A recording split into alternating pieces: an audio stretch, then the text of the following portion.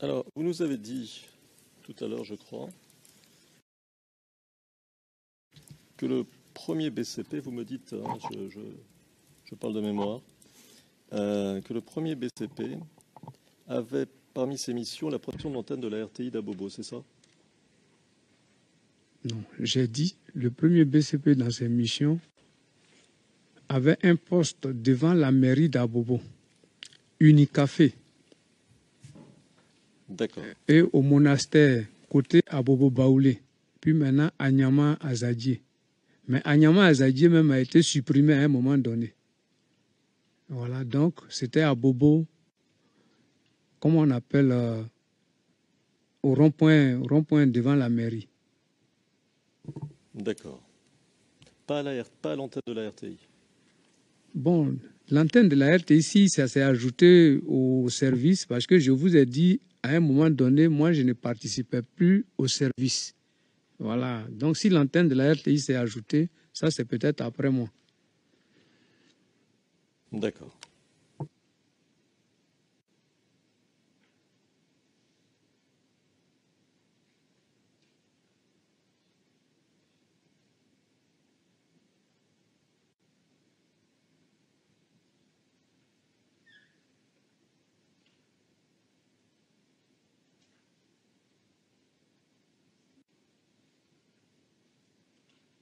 Je vous demande une seconde, hein, monsieur le témoin. Je suis à votre disposition.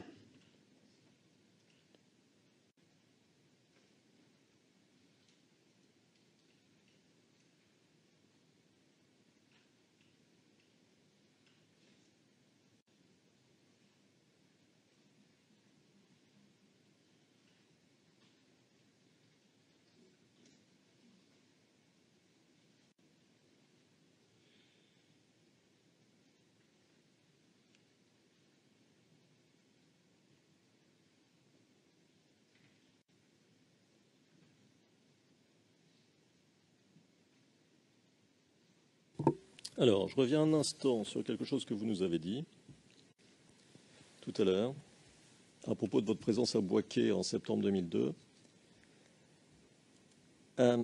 Est-ce que vous vous souvenez si, quelque temps après, il y a eu un massacre des familles de gendarmes? Bon, dans la période où, parce que pratiquement, moi, j'ai fait que jeudi, vendredi, samedi, dimanche. Lundi, j'ai rejoint le groupe qui est venu d'Abidjan.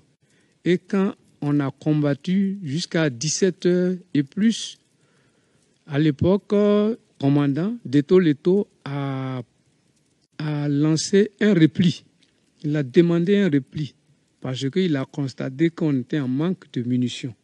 Et ce repli, on s'est retrouvé à Daoukro. Voilà. Et de là, donc, dire que dans la période où moi j'étais à Boaké, là, vraiment, je n'ai pas eu connaissance d'un massacre de familles de gendarmes. Ça, je n'ai pas vu. D'accord. Alors, il me semble vous avoir posé la question, mais je ne suis plus très sûr. Vous me pardonnez, je vais vous la poser peut-être de manière différente. Le chef de ceux qui vous ont attaqué quand vous étiez à Boaké, le chef des assaillants ou des attaquants, est-ce que vous connaissez son nom?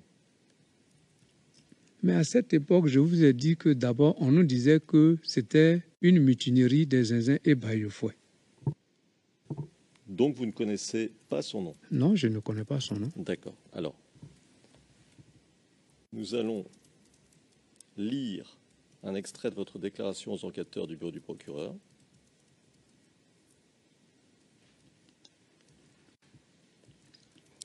C'est le numéro CIVOTP 0043 04 61 R04,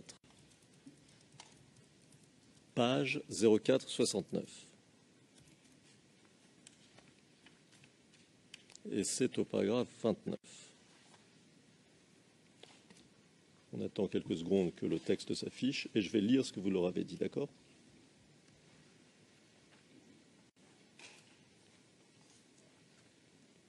Alors, je vais citer. Et c'est vous qui parlez, monsieur. Comme j'ai mentionné plus haut le 18 septembre 2002, j'étais à l'ENSOA de Boaké, lorsque la crise a éclaté.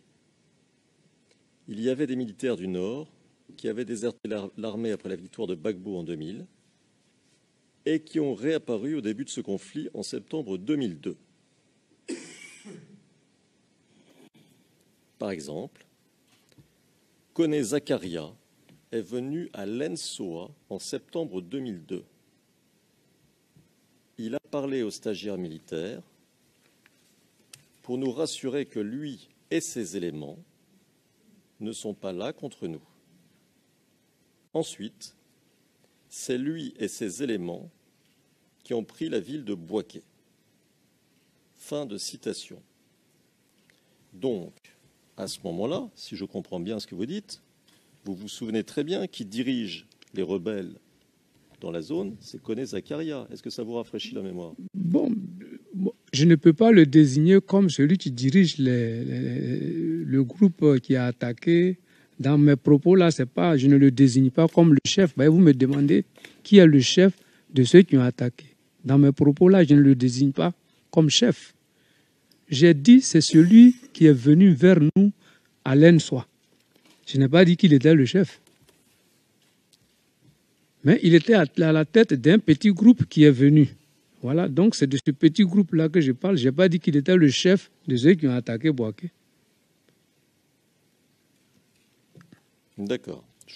Pour qu'on soit bien clair, hein, quand vous dites, et je cite, ensuite, c'est lui et ses éléments qui ont pris la ville de Bouaké, fin de citation, ça ne veut pas dire que c'est lui le chef des éléments qui ont pris la ville de Bouaké. Bon, je ne sais pas si... Parce que la ville de Bouaké, lui et les éléments avec lesquels il est venu à l'ENSOA, là, il ne peut pas prendre toute la ville de Bouaké. Donc je ne peux pas le désigner comme le chef de ceux qui ont pris la ville de Bouaké. Mais je dis bien que c'est lui qui est venu vers nous, à l'ENSOA. J'ai dit ça même ce matin encore même. Voilà. Je ne le désigne pas comme le chef de ceux qui ont pris la ville de Bouaké.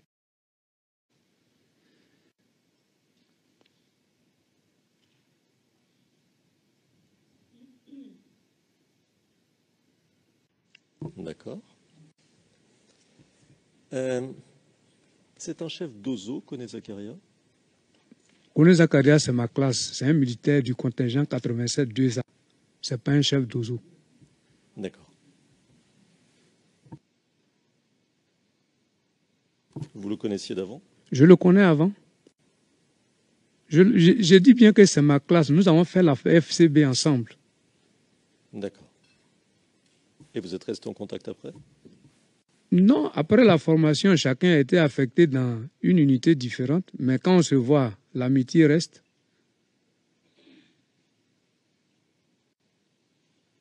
D'accord.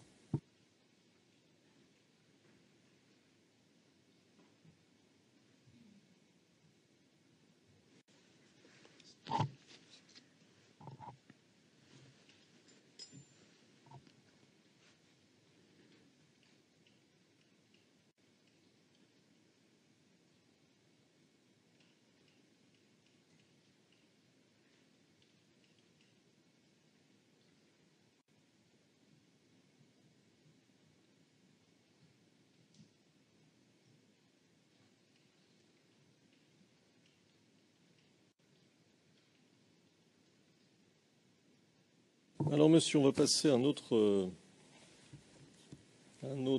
sujet. Vous nous avez expliqué hier qu'avant l'élection du président Gbagbo, le pouvoir était tenu par un comité de salut public, c'est bien ça? Oui. D'accord. Le comité de salut public, il était composé de qui? Je ne veux pas connaître tous les noms. Je veux savoir si c'était des militaires, des civils. C'était qui? Bon. Soyez un peu plus clair dans la question. Parce que le comité de salut public a formé un gouvernement. Je ne sais pas si c'est de ça il s'agit ou bien... Donc, posez-moi bien la question. Bon, alors à ce moment-là, on va procéder par ordre. Ce comité de salut public, quand prend-il le pouvoir? Quand ils ont pris le pouvoir, vous me demandez. Quand? Ils ont pris le pouvoir le 25 Décembre 1999. D'accord. Ils ont pris le pouvoir à qui? Au Qui est-ce qui tenait le pouvoir avant le 25 décembre 1999? C'est M. Henri Konan Bédié. D'accord. Et lui, Henri Konan Bédié, c'était le président, c'est ça? Oui, il était le président de la République. Il avait été élu. Oui, il avait été élu en 1995. D'accord. Donc, pour être clair, je vous pose la question, ce dont on parle là, est-ce que c'est un coup d'État militaire? Oui, c'était un coup d'État militaire. D'accord. Et vous, vous avez participé? Non. D'accord. Est-ce que vous avez soutenu le comité de salut public? Oui, mais je suis un soldat, donc mes chefs sont devant une action. Effectivement, je suis les ordres qu'ils donnent. Donc, je travaillais comme tout le monde. J'étais sous les ordres comme tout le monde. Qu'on comprenne bien, vos chefs étaient favorables au comité de salut public? Le comité de salut public, c'était une action militaire, même que tu ne sois plus favorable. Mais ça s'impose à toi, donc tu seras favorable. Qui dirigeait le comité de salut public? C'est le général Robert Guy. D'accord. Ensuite, est-ce que vous avez participé à une mutinerie dans les semaines ou les mois suivants? Oui, effectivement, j'ai participé à une mutinerie le 4 et 5 juillet 2000. Quel était l'objectif de la mutinerie? L'objectif de la mutinerie était que une promesse nous avait été faite. Puisque, en réalité, le militaire ivoirien, il rencontre beaucoup de problèmes. Certes, quand on le voit habillé dans la tenue, on pense qu'il est à l'aise, mais en réalité, il souffre. Donc, une somme de 6 millions nous avait été promise. Effectivement, on entendait dans les coulisses que non, ceux qui sont auprès du général ont reçu. Voilà. Donc, c'est comme ça, on a organisé la mutinerie pour exiger qu'on nous donne aussi pour nous. Voilà. D'accord. Et donc, si je comprends bien, c'est l'élection du président Gbagbo, avec le retour au pouvoir d'un civil élu, qui a mis fin à cette parenthèse militaire. Est-ce qu'on peut dire ça comme ça? Oh. Vraiment, je crois que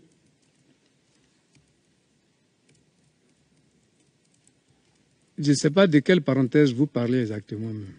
Voilà, reposez bien la question. Alors, je vais reformuler pour être clair. Voilà. Le comité de salut public, émanation d'un coup d'État militaire, prend le pouvoir le 25 décembre 1999, c'est ça? Oui. D'accord. Et garde le pouvoir, vous m'arrêtez si je me trompe, jusqu'à l'élection du président Gbagbo, c'est ça? Oui. Oui? Je vous entends pas, pardon. Bon, effectivement, parce que le président Gbagbo lui-même, il a dit que non, lui, il a obtenu ce pouvoir-là dans des conditions calamiteuses. Ça, ce sont ses propres propos. Essayez de répondre à la question, si vous voulez bien. Donc, les militaires, et c'est une question que je vous pose, hein, les militaires ont conservé le pouvoir jusqu'à l'élection du président Gbagbo. Est-ce que c'est juste? Oui. Juste après le comité de salut public, c'est M. Gbagbo qui a pris le pouvoir. D'accord. En tant que militaire, vous, est-ce que vous avez regretté la fin du pouvoir des militaires? Bon. Un regret, je ne crois pas. Je ne crois pas. Je ne crois pas avoir regretté. Je ne sais pas où j'ai mentionné que j'ai regretté, mais je n'ai jamais regretté.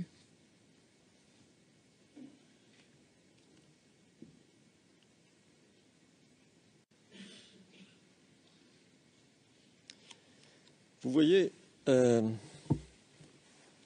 seconde, s'il vous plaît.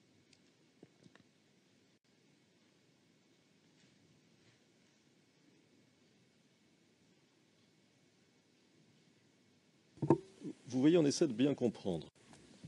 Ce que j'essaie de comprendre, c'est ce que vous avez dit hier. Je vais vous citer. C'est au transcrit français, page 85, ligne 8. Et vous dites: oui, oui, mais c'est-à-dire, et c'est vous qui parlez, hein, oui, mais c'est-à-dire en 2000, avant que M. Gbagbo ne prenne le pouvoir était tenu par le comité de salut public. Quand M. Gbagbo a dit « j'ai gagné » et que tout le peuple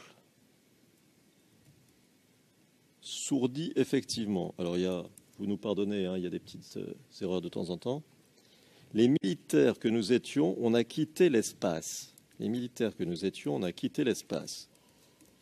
Donc, eux, là, quand ils sont arrivés maintenant là, nous, on n'est rien devant eux. C'est ce qu'ils voulaient nous faire comprendre. Fin de citation. Et vous parlez de nouvelles recrues. Donc, il semblait bien, quand vous disiez ça, et c'est ma question, que d'une certaine manière, il y avait une sorte de, comment dirais-je, d'antagonisme entre militaires anciens qui avaient soutenu le coup d'État et nouveaux militaires qui étaient plutôt en faveur d'un pouvoir civil. Est-ce que c'est juste? Non. Non. Non, ne me prêtez pas ça.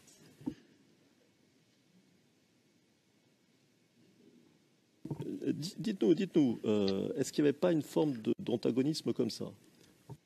Ce que je voulais dire, voilà. Les jeunes recrues du contingent Blé Goudé, quand ils ont été recrutés, effectivement, ils n'avaient pas du respect pour les anciens que nous sommes. Oui. Parce que pour eux, c'est parce que nous sommes incapables que eux, on les a recrutés. Voilà où je voulais en venir. Sinon, il n'y a pas d'animosité véritable entre nous. D'accord. Et vous nous avez dit aussi hier que les nouvelles recrues, on parle de 2003, hein, que les nouvelles recrues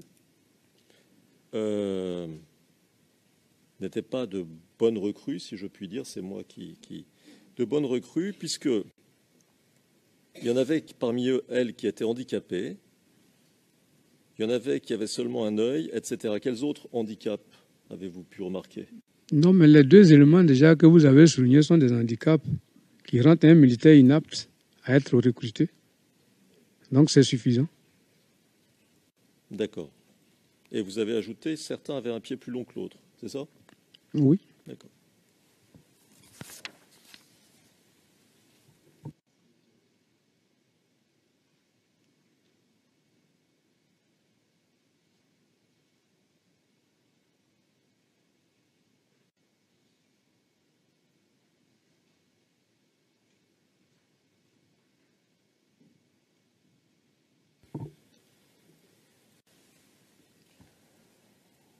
Alors, monsieur le témoin, vous avez fait toute votre carrière dans l'armée.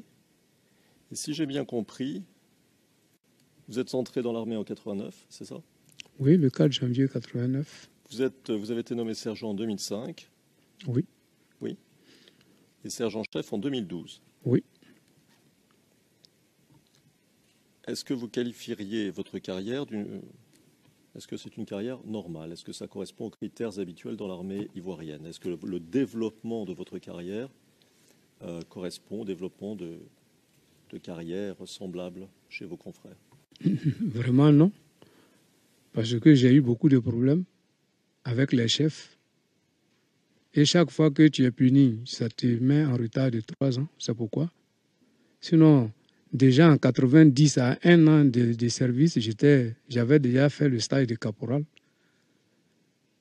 Mais à cause d'une punition, j'ai été nommé jusqu'en 94. Voilà.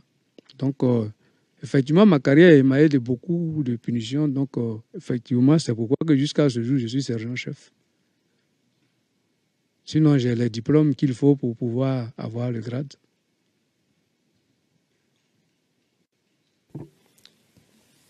D'accord. Est-ce que votre participation à la mutinerie dont on parlait il n'y a pas longtemps a contribué à freiner votre carrière? Beaucoup même. Cette mutinerie, après, quand la mutinerie est finie, j'ai été arrêté par les responsables du comité du salut public. Et même, ce qui m'a sauvé, c'est mon... Parce que en Côte d'Ivoire, il y a une alliance entre l'ethnie Gouro et l'ethnie Yakuba. Et aussi, dans la période où je faisais la boxe, le général Gueye, il était chef d'état-major. Donc, il assistait beaucoup au combat, à ces championnats militaires. Donc, c'est ce qui m'a un peu sauvé. Sinon, je serais passé à la poudrière. Voilà. Donc, quand je suis arrivé devant lui, il dit « Ah, champion, c'est toi ?» Donc, ça a anéanti, ça a atténué un peu ma situation. D'accord. Donc, vous avez bénéficié, en quelque sorte, de l'attention du général Gueye, oui, d'un côté. Est-ce que de l'autre côté, quelqu'un a freiné votre carrière? Oui. Qui ça? Il est devenu colonel-major, je ne sais pas s'il est à la retraite, s'il est là encore, Kouloubla. Effectivement, en 2001, j'étais à un barrage au corridor de GESCO. En ce moment, je fumais encore la cigarette. Donc, après ma faction, il pouvait être 1h du matin par là. J'ai dit au chef de poste, qu'on appelait Trojan, il était sergent-chef à cette époque, moi j'étais caporal. Je lui ai dit, bon chef, comme moi je n'ai pas sommeil, je vais chercher un endroit pour trouver de la cigarette pour fumer. Et quand je me suis renseigné, on m'a dit, dans le marché de GESCO, il y a un maquis qui est toujours ouvert et il y a un vendeur de cigarettes là-bas. Donc j'ai pris mon arme et je me suis dirigé vers là-bas. Chemin faisant, j'ai trouvé 4 policiers qui étaient juste dans le tournant de la route. Bon, de façon polie, je les ai salués. Mais personne n'a fait attention à mon salut parce que juste derrière moi arrivait un gros camion de charbon qu'ils doivent contrôler parce qu'ils doivent attraper quelque chose. Voilà, de l'argent dedans. Donc, personne n'a fait attention à mon salut. Moi, j'ai continué mon chemin. Quand j'ai acheté mes cigarettes, je revenais. Le camion aussi m'a dépassé. J'arrive maintenant à leur niveau. Il y a un qui vient vers moi. Mais toi, tu cherches quoi, toi seul, avec ton arme? Je ne me suis pas occupé de lui. Je voulais continuer mon chemin. Il est passé encore devant moi. Donc, j'ai frappé mon chargeur et j'ai tiré le levier. Donc, ça fait 2 bruits. Et ça les a effrayés. Et ils ont fui. Donc, je leur ai dit, bon, moi, je suis au corridor. Quand je suis arrivé, j'ai rendu compte au chef Trojan que non, voilà où je suis allé acheter ma cigarette, voilà ce que j'ai eu comme problème. Donc, de là, j'ai rejoint le Mirador. Je suis allé en haut, sur le Mirador.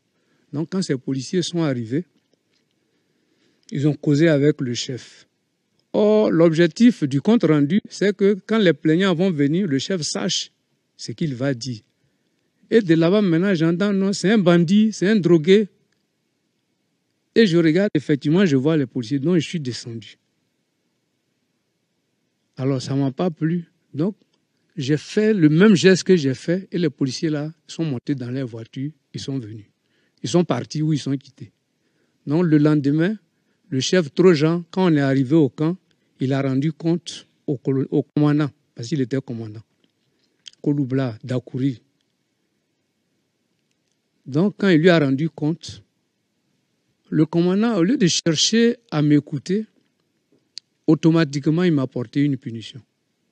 Donc, moi, ça ne m'a pas plu.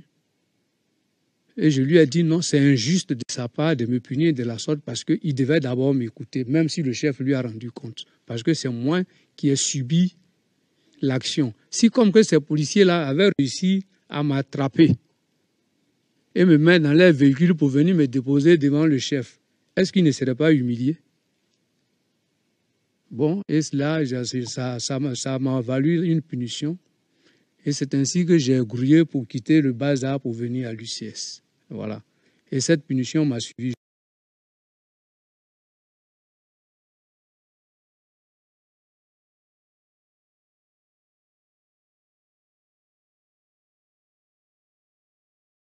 s'était terminé par une radiation. Le papier, même si j'avais su qu'on allait me poser cette question, je serais venu avec.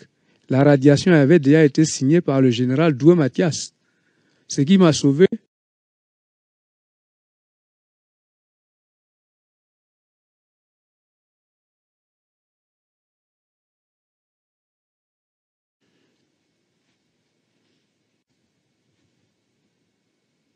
D'accord.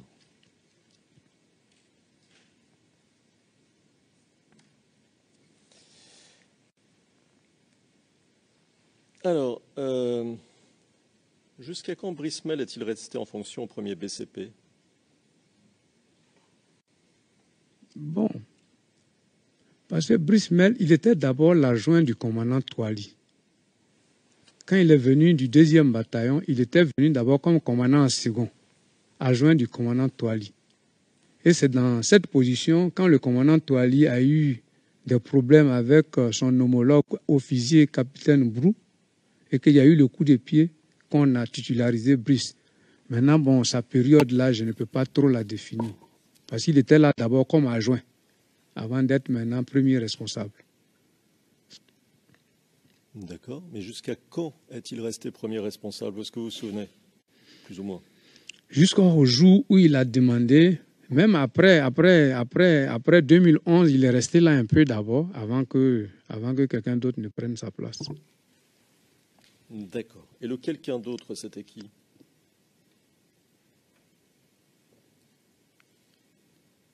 Voilà, le colonel Wassena Jean Hubert. D'accord. C'était le fils de qui?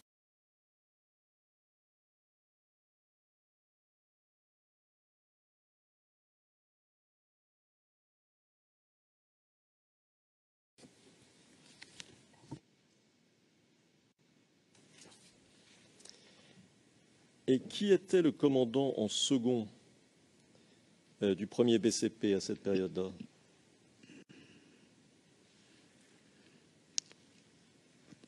Vraiment, Sinon, dans la période où le commandant Brice était chef de corps, c'était le capitaine Tendé Gabin.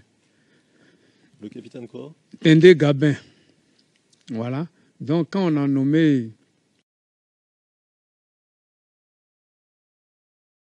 le colonel Jean Hubert, son adjoint était d'abord commandant Djarasuba. Maintenant, commandant Djarasuba a été promis chef de corps au 2e bataillon. Je ne sais pas si je confonds le nom de Djarasuba ou Doumbia. Voilà. Maintenant, après lui, moi, en ce moment précis, j'ai été maintenant affecté en 2013 au camp Gallieni, au BCS, où je suis présentement. Mais avant ça, est-ce que si je vous dis Gaoussou Kone, alias Jagao, ça vous dit quelque chose? Ah oui, c'est ça. Ça, c'est... Mais en ce moment, moi, j'étais déjà au PCS, effectivement. Jagao a été...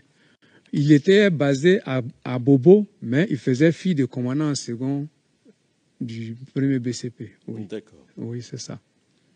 Et qui était-il? Est-ce que vous le savez? Quelles avaient été ses activités précédentes? C'est sa activité précédente, préciser la période.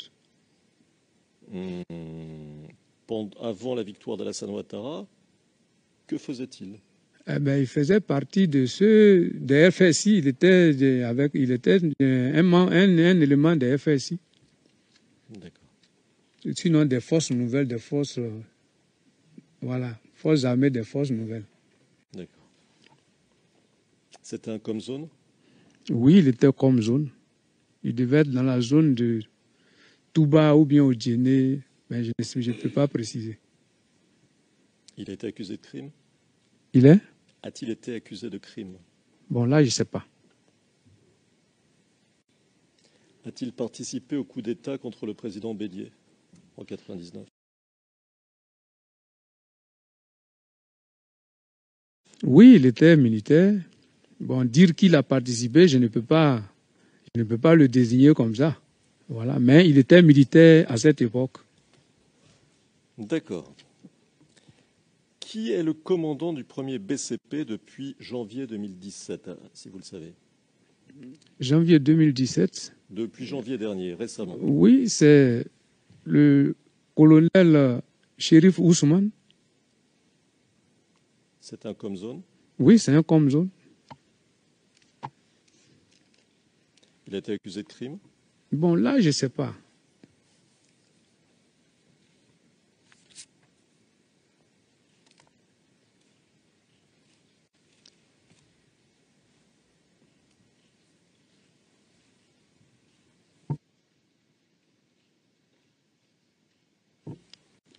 Et qui dirige le CCAS aujourd'hui? CCAS de où? CCAS de quelle unité? Parce que CCAS, c'est une compagnie d'une unité. Voilà. Celle qui est attachée au premier BCP.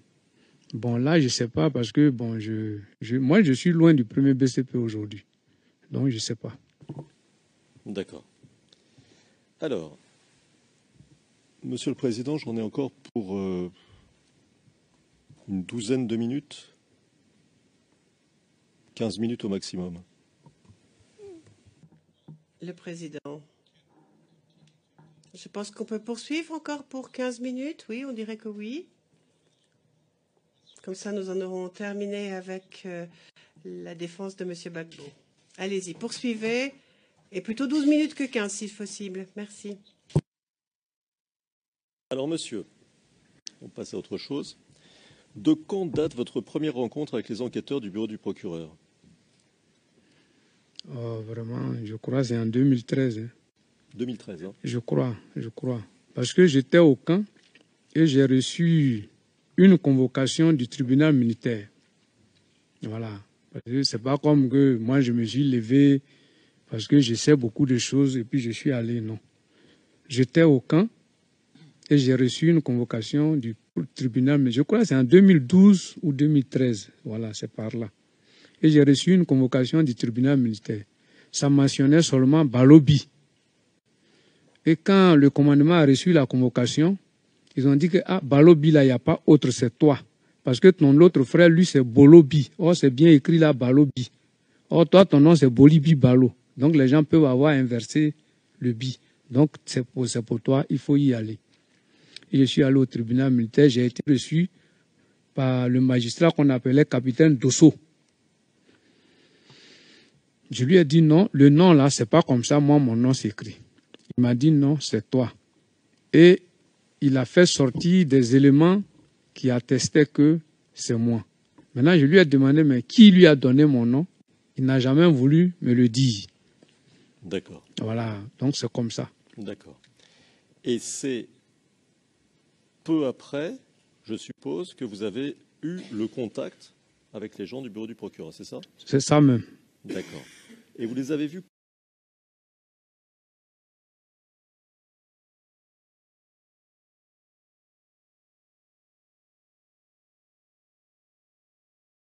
Voilà, je les ai vus beaucoup de fois. D'accord. La dernière fois, c'était quand?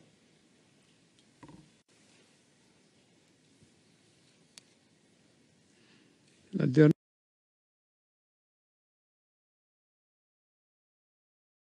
fois, je crois, ça doit être en 2017 là, où ils sont venus me dire que bientôt, je vais comparaître devant la Cour pénale internationale. C'était dans cette année 2017 là, je crois. Voilà, c'est la dernière fois. D'accord. Donc, pour qu'on comprenne bien, ce sont les gens du tribunal qui ont demandé à vos supérieurs de vous envoyer les voix, les gens du tribunal, puis qui ont prévenu le bureau du procureur près de la Cour pénale internationale que vous étiez là, disponible pour leur répondre. C'est ça? Bon, moi, je ne sais pas. Ça, c'est les détails que moi, je ne cherche pas à vérifier. Je suis arrivé dans le bureau du capitaine. Il m'a dit non, va à porte numéro tant. Il y a des gens là-bas qui t'attendent. Quand je suis arrivé, je me suis mis au garde à vous, je me suis annoncé. Voilà. Eux aussi, ils se sont annoncés que non, eux sont les responsables du bureau des procureurs. et que non, ils ont le devoir de me poser des questions. Je leur ai dit, je suis à votre disposition. Et c'est comme ça. D'accord. Vous voulez dire que l'entretien a eu lieu à la base militaire, c'est ça? Non. Notre premier entretien a eu lieu au tribunal militaire. D'accord. Alors, est-ce qu'on vous a fait des promesses pour vous encourager à coopérer avec le bureau du procureur? Vraiment non. Par exemple, est-ce que vous avez signé un accord vous promettant que vous ne seriez pas poursuivi si vous coopériez avec le procureur? Ils m'ont dit oui, ma sécurité sera garantie au cas où j'ai des problèmes. Oui. D'accord.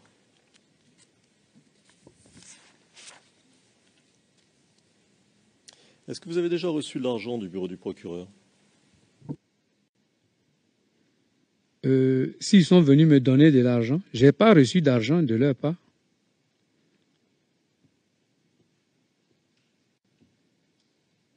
Monsieur le Président, est-ce qu'on peut passer très rapidement en session à huis clos partiel?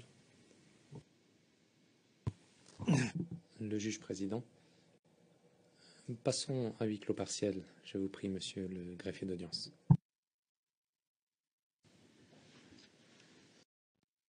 Et que le juge président, maître Altit. Alors, monsieur, est-ce que vous avez discuté de votre témoignage devant la Cour avec votre hiérarchie avant de venir à La Haye? Vous savez que je suis militaire, je ne peux pas sortir comme ça. Ça veut dire oui? Discuter, c'est un peu trop dit, mais ceux qui ont besoin de moi à la Cour ici ont tout mis en œuvre pour que je puisse être là. Le juge président, excusez-moi. Avez-vous discuté du fond de votre témoignage avec qui que ce soit, à savoir avec votre hiérarchie dans ce cas-là? Mon chef direct, je lui ai dit que je viens à La Haye. Je lui ai dit, le colonel Doumbia Daouda, je lui ai dit. Ok. D'accord. Le juge président, d'accord. Témoin potentiel au bureau du procureur.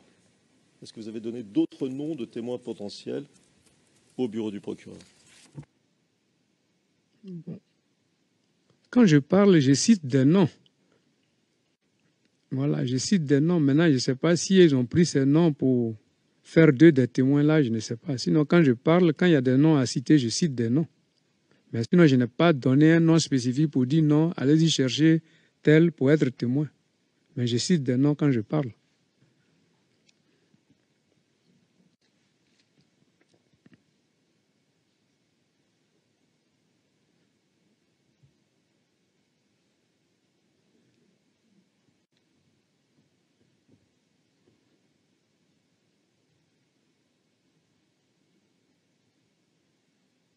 Merci.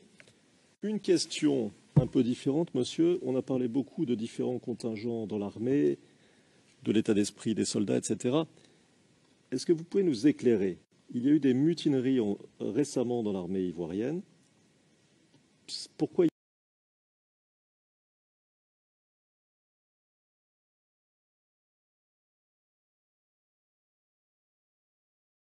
Mais les anciens FAFN, pour qu'on comprenne bien, les FAFN, c'était les anciens rebelles, c'est ça? Bon, moi, je refuse d'utiliser ce mot-là. Alors, d'accord. Est-ce que si j'utilise le mot pro-Ouattara, c'est mieux? Mais pourquoi vous ne voulez pas utiliser le mot qui est militaire? Pour qu'on comprenne bien qui est qui. Donc, les anciens FAFN, c'était les anciennes FRCI? FRCI, c'est un mot qui englobait et FDS et FAFN. D'accord. Alors, qu'est-ce qu'ils voulaient? Non, l'argent que M. Gbagbo n'a pas donné pour nous, là, c'est pour eux qu'ils réclamaient. Voilà, c'est pour eux. M. Gbagbo, nous, il nous a dit qu'on n'a pas gagné la guerre. Donc, il ne nous a pas donné pour nous. Et pour eux, là, c'est ce qu'ils ont réclamé et ils ont eu. Alors, attendez, monsieur, qu'on comprenne bien ce que vous dites. C'est que les anciens FAFN, FRCI, Afro Ouattara, enfin peu importe comment on les appelle, ont réclamé de l'argent de qui? Du gouvernement? Moi, je ne rentre pas dans ces détails-là. Ils ont réclamé de l'argent, c'est ça? Oui, Et ils l'ont obtenu. oui, D'accord. oui. Ça, c'est un. Et ce que vous nous dites, c'est que les anciens soldats de l'armée gouvernementale, c'est-à-dire ceux qui n'étaient pas FAFN, pas FR, eux, ils n'ont rien obtenu, c'est ça? Oui. D'accord. Bon. Merci.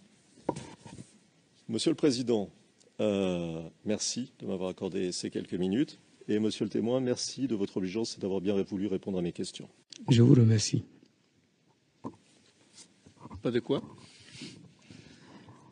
Thank you. Le juge président, merci. Cela met un terme au contre-interrogatoire par l'équipe de la défense de M. Gbagbo. Nous